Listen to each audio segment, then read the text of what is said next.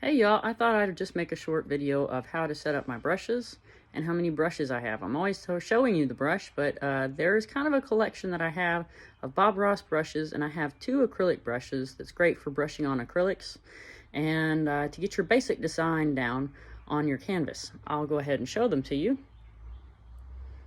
And I have the palette knives, the small and the large, and then at the bottom I have this old towel that I just lay down.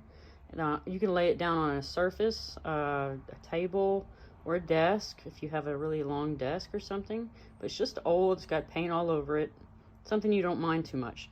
But make sure that you keep the paint sides facing up, and the bottom, that is good to lay on the furniture.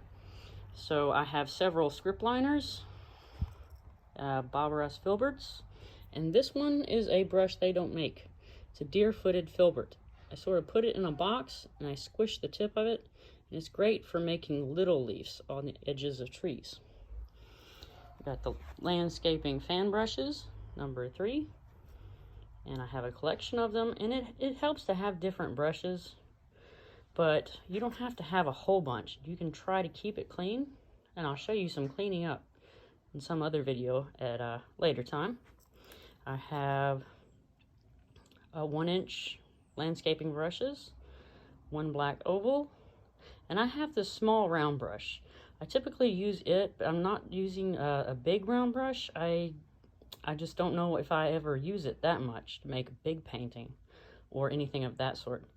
And here are the number 2 Bob Ross brushes, or the 2-inch, excuse me. And then he has a collection of wildlife brushes. Some of them have rounded tips, like the 3/4 inch here has rounded tip. Some of them have a frayed end, and they sort of make a different pattern, as you can see. And then you have the smaller size, and it's sort of rounded. And it's better for just, let's see, maybe some of the fur, but they do have some specifically for fur and for feathers. Works great for feathers too. I have 2 of those.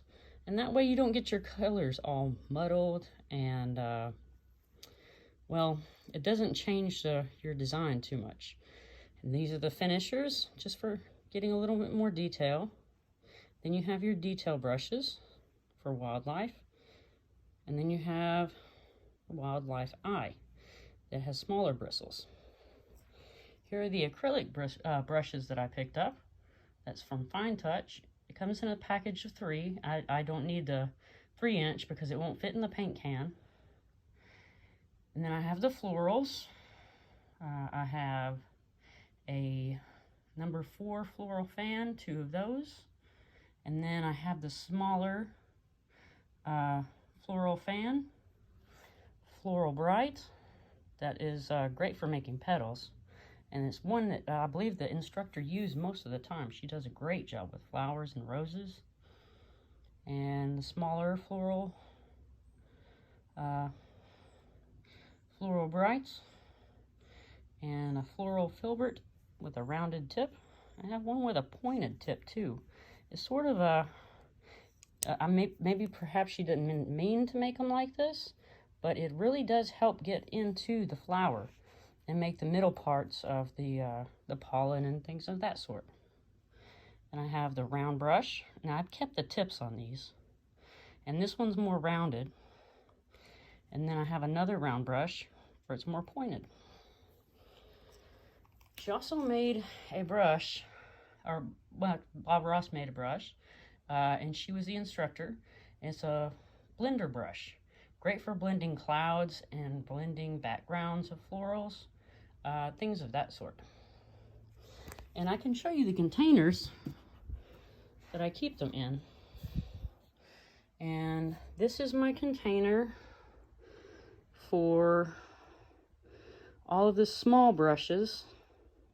And then the 2 inches and 1 inches and the palette knives. I went to the container store, and this is great for storage. And it's just a wine box. I don't know if you see that too well. Just a wine box, and it flips closed. fits all of my brushes very neatly. And it's also how I resized my deer-footed filbert right there. So that's all of them. I just thought I'd show you my setup. Hope y'all have a good day.